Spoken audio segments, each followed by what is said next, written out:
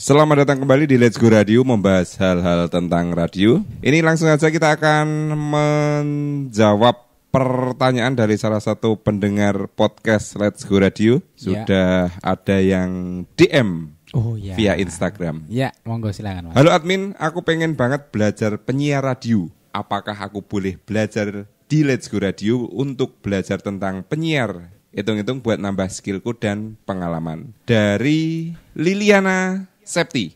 Ya. Lili, panggilannya Lili. Oh, Lili ya. Selamat malam Lili. Ini tidak tahu kuliah atau masih SMA, tapi kelihatannya kuliah ya. Intinya dia pengen latihan siaran radio, jadi penyiar. Ya. Tanya sama dua om-om ini. Iya. Ketok tua, Mas. Ini langsung kita jawab. Let's Go Radio belum membuka kelas dan sampai dengan detik ini belum membuka magang atau praktek untuk teman-teman yang pengen nyoba siaran. Tapi kita mungkin punya sharing atau sesuatu yang bisa kita bagikan untuk Lili atau mungkin teman-teman yang lain yang pengen belajar siaran radio. Tapi yang jelas kita dulu masuk di dunia radio belum booming era internet.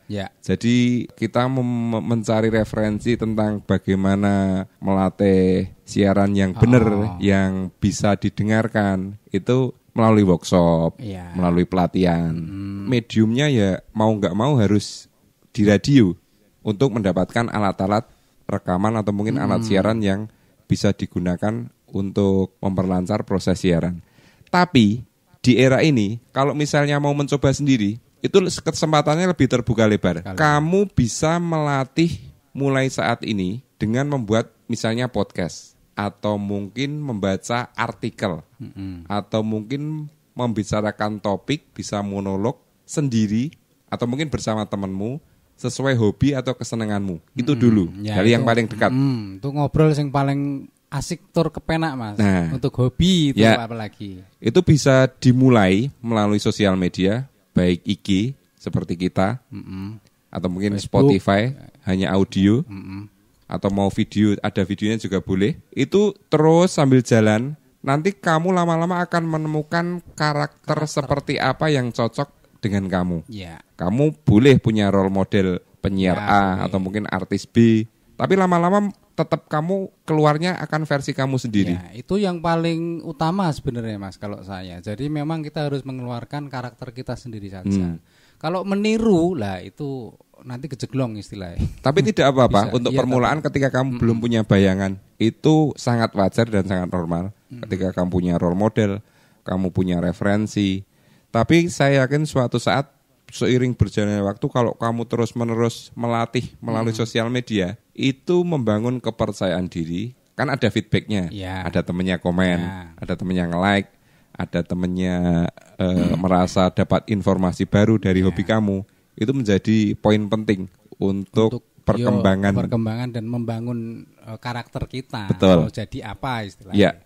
Dan siapa tahu kumpulan konten-konten yang kamu buat di sosial media itu kamu bangun terus, suatu saat mungkin bisa menjadi portofolio atau mungkin kurikulum vitae. Syukur-syukur kalau kamu mau melamar kerja sebagai penyiar, kamu bisa menunjukkan itu sebagai bahan pertimbangan. Ini karyaku gitu loh.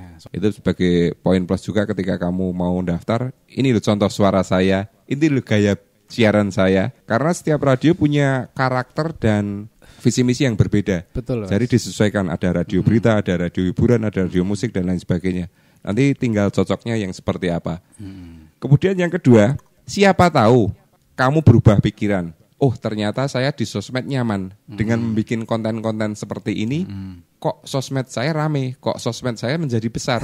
Siapa tahu kamu malah ora pengen malah jadi penyiar radio dan hanya menjadi konten kreator. Konten kreator itu namanya. Itu kan lebih dekat itu loh dengan dunia anak-anak zaman kan sekarang. Karakternya menjadi itu tadi, Mas, istilahnya bukan mandek ya, tapi belajar kita mengeluarkan karakter itu juga, cocoknya saya itu berarti setelah saya lakukan di sosial media ini. Nah, itu sambil belajar, membangun portofolio, kemudian mencari karakter seperti apa yang cocok dan sesuai dengan karakter suara, dengan kepribadianmu. Nanti lama-lama akan kelihatan, saya yakin. Dan kita nyaman pastinya. Nah, itu. Kalau misalnya mau audio, kamu, tapi saya belum punya alat yang proper, saya belum punya alat yang profesional. Mulailah dengan yang ada dulu. HP. Handphone itu sangat mendukung untuk proses-proses perekaman audio. Untuk tipsnya seperti apa banyak sekali di internet. Kita kemarin juga sudah membahas tips seperti apa yang cocok ketika rekaman menggunakan handphone yang bukan standar broadcast tapi sudah bisa dinikmati itu. Betul. Dan ketika kamu berproses, ketika kamu mengupload karya di sosial media, kamu sambil jalan bisa melatih misalnya artikulasi, intonasi, interpretasi kalimat, bagaimana kamu memahami kalimat, bagaimana kamu memenggal kalimat biar tidak kehabisan nafas. Kemudian kamu bisa melatih mood dan ekspresi, bagaimana menghayati kalimat, bagaimana kamu menyampaikan pesan, informasi yang akan kita yang penuh penghayatan. Kemudian kamu juga bisa mengatur speed agar kamu tidak keserimpet-serimpet omongan. Itu murni dari proses latihan. Betul, Mas. Itu nanti. Kalau Lili saat ini mendengar kita ngobrol kayak gini, kok ketok lancar, ketok do jagongan penak. Itu kamu menikmati proses 24 tahun kita belajar di radio. Hasilnya ya seperti ini. Ya.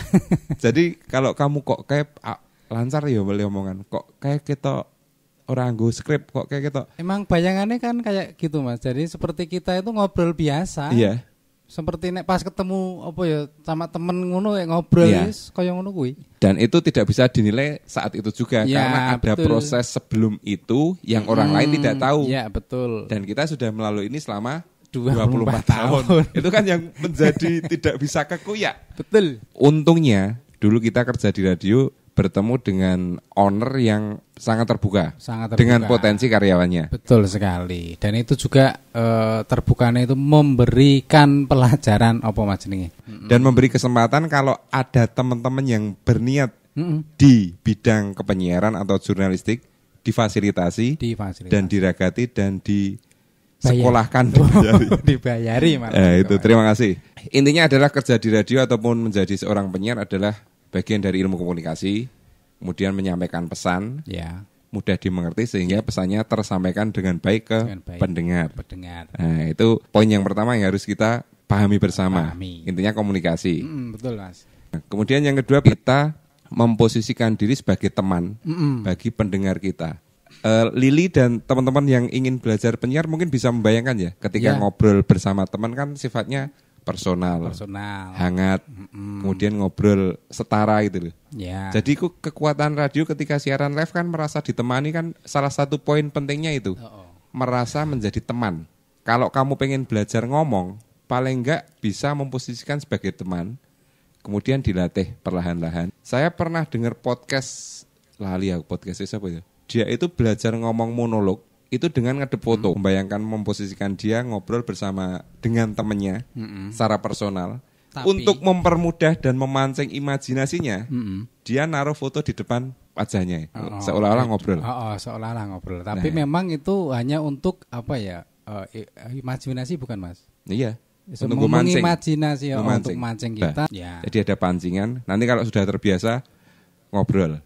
Kayak ngobrol gini. Ya memang ini paling apa ya mendasar itu memang dari bayangan itu tadi Mas. Jadinya apa itu namanya Mas? Kemarin kita bicarakan juga sebenarnya apa theater of mind. Theater of mind. Nah, theater of mind itu tadi. Jadinya, tapi sebelumnya yang perlu dibangun juga adalah konsep berpikir. Bagaimana kamu akan menyampaikan sesuatu topik, tema atau kalimat atau mungkin opini pribadi itu harus punya struktur kerangka berpikir yang runtut. Jadi ketika diomongkan itu menjadi sebuah kalimat yang utuh, mudah dicerna dan bisa dimengerti dengan cepat. Itu dari awal sampai akhir harusnya nyambung. Gitu ya. Itu berarti butuh persiapan materi. Materinya harus pastinya yuk kita harus mempersiapkan materi sing apa ya? Cara kita menyampaikan sesuatu dengan seseorang sing tujuannya itu tadi. Ya. Seumpama kita ngomong sama anak kecil kan ya beda dengan kita ngomong sama sebaya. Nah, kuncinya itu Lili dan teman-teman yang lain yang mungkin mau belajar sedikit banyak sharing kita. Kalau ada kurangnya bisa ditambahi di referensi lain. Tapi kalau mau belajar bisa dimulai kapanpun karena sekarang ada yang namanya internet dan sosial media.